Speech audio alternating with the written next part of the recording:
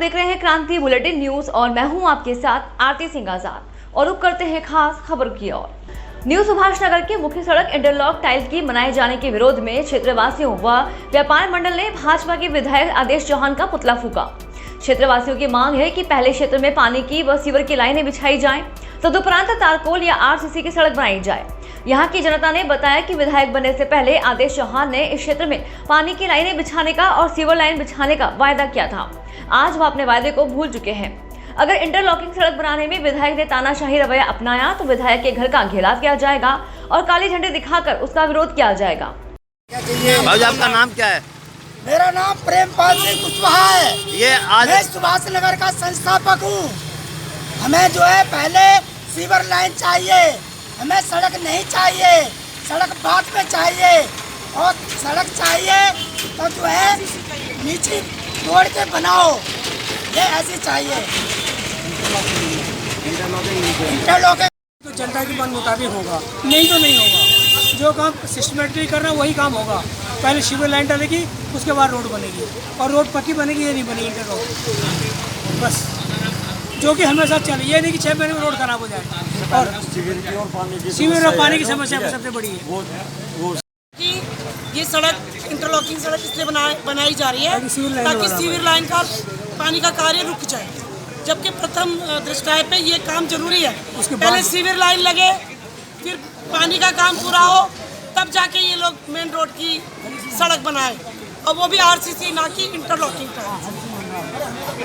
इस तरह का अगर ये लोग कार्य करते बनाते हैं तो हम लोग यहाँ धरना प्रदर्शन करेंगे विधायक के खिलाफ। विधायक जी को जनता की लक्सर में 12 वर्षों से लगातार पूर्वी समाज द्वारा आयोजित होने वाली धार्मिक परंपरा का नजारा आज विजयादशमी के दिन भी नजर आया।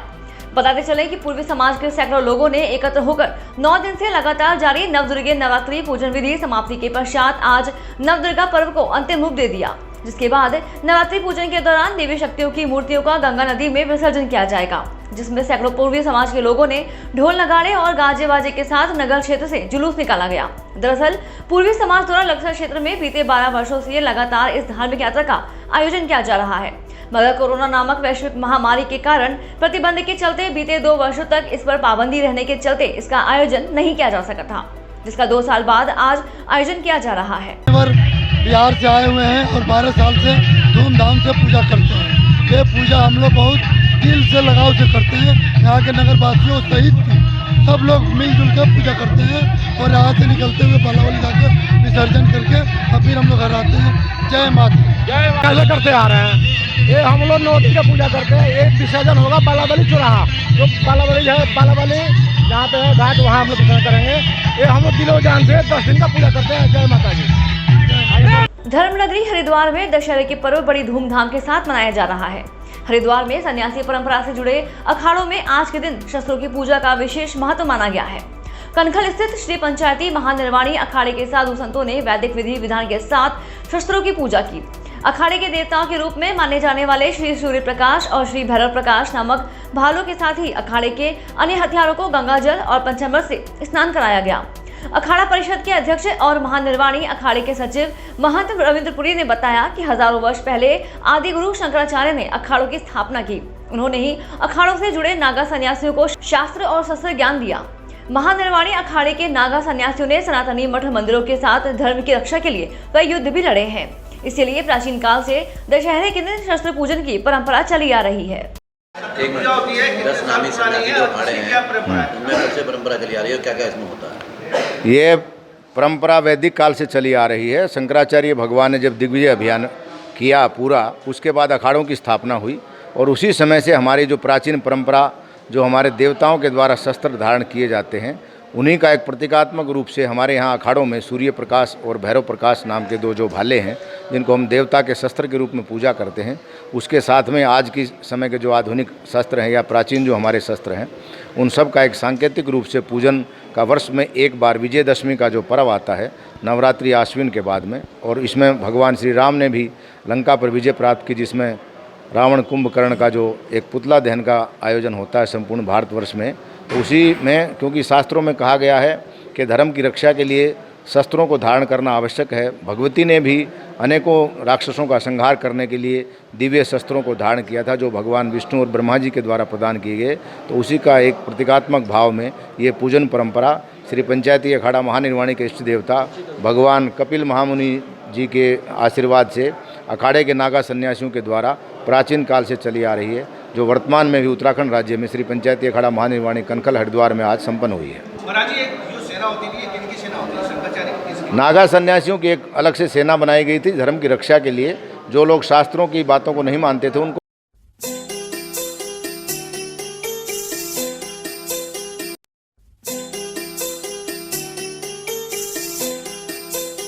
पंचायत चुनाव संपन्न होने के बाद आजाद समाज पार्टी के राष्ट्रीय अध्यक्ष चंद्रशेखर आजाद ने रुड़की पहुंचकर एक पत्रकार वार्ता कर प्रदेश सरकार पर गंभीर आरोप लगाते हुए कहा कि पंचायत चुनाव के दौरान हरिद्वार प्रशासन के साथ मिलकर बड़ी धांधली की है।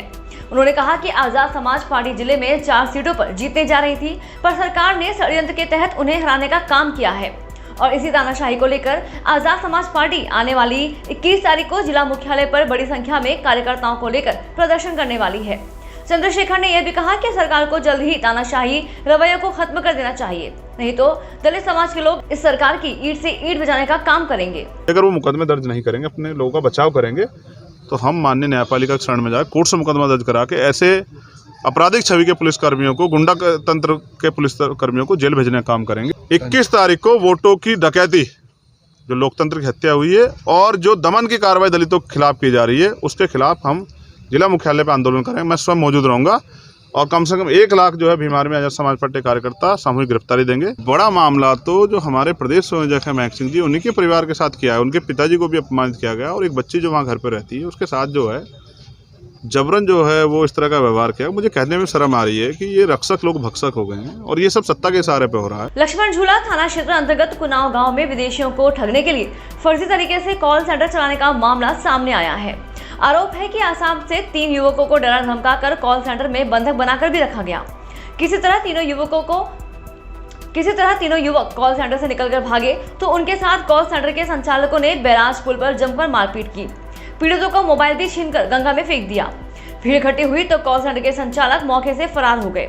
सूचना मिलते ही पुलिस मौके पर पहुंची। घर की तलाशी लेने पर पुलिस को 7 लैपटॉप, इंटरनेट कॉल करने के लिए 4 राउटर, हेडफोन और अन्य सामान बरामद हुआ। पुलिस ने पीड़ितों की तहरीर पर मामले में मुकदमा दर्ज कर लिया है। आरोपियों की गिरफ्तारी के लिए पुलिस ने प्रयास शुरू कर दिए हैं। देखिए, जो हमारे पास सूचना आई थी वो मिस्टर अरूप कुमार हैं और ये जो है आसाम के रहने वाले हैं। इनके द्वारा थाने पर जो सूचना दी गई थी उसमें ये था कि हम जो है यहाँ पे लगभग 15 से 20 दिन पहले, लगभग 8 सितंबर को हम यहाँ पर आए थे और हम कुनाव गांव में आए थे और हमने एक जॉब के लिए ऑनलाइन इंटरव्यू फ़ोन पर दिया था। जो इंटरव्यू लिया था वो गौरव ने लिया था, वो आगरा का रहने वाला इन्होंने बताया है। और इसके अलावा इन्होंने बताया कि उसके बाद हमें लेने के लिए मनोज शर्मा, जो कि गौरव का एडी था या साथी था, वो लेने के लिए गुवाहाटी भी आया था और हम थ्रू फ्लाइट के हम लोग कुनाव गांव आए थे। जब से हम यहाँ आए हैं हम कुनाव गांव से बाहर नहीं निकल पाए हैं। तो उसके साथ ही इन्होंने ये बताया कि जब हम यहाँ काम करने लगे तो हमें बताया गया था कि आपको ऑफर लेटर कुनाव आने के बाद, ज्वाइन करने के बाद ऑफर लेटर दिया जाएगा, लेकिन यहाँ आने के बाद हमें कोई ऑफर लेटर नहीं दिया गया। हमने उसके लिए कहा तो इन्होंने बहाने बनाए और अभी तक हमें कोई ऑफर लेटर नहीं दिया गया। साथ ही इन्होंने बताया कि जब हमें कहा गया कि आपको कॉल करनी है और इंटरनेट के माध्यम से कॉल होंगी, तो हमने कॉल करना शुरू किया। तो जो इन्होंने हमें बताया कॉल करने के लिए, वो एक तरह से लोगों को ठगी करने के लिए पैसा ऐंठने का कॉल्स था जो इंटरनेट के माध्यम से की जाती थी। जैसे अरूप कुमार ने हमें ये सूचना दी तो हमें लगा कि साक्ष्य जो संकलन करना चाहिए और उसकी सूचना पे विश्वास करते हुए मैं और चौकी इंचार्ज राम झूला, मैं फोर्स के हम लोग कुनाव गांव में पहुंचे तो ज्ञात हुआ कि वो आज़ाद अली का मकान है, जिस पे जो है। फिलहाल इतना ही। खबरों में लगातार बने रहने के लिए देखते रहें क्रांति बुलेटिन न्यूज़। नमस्कार।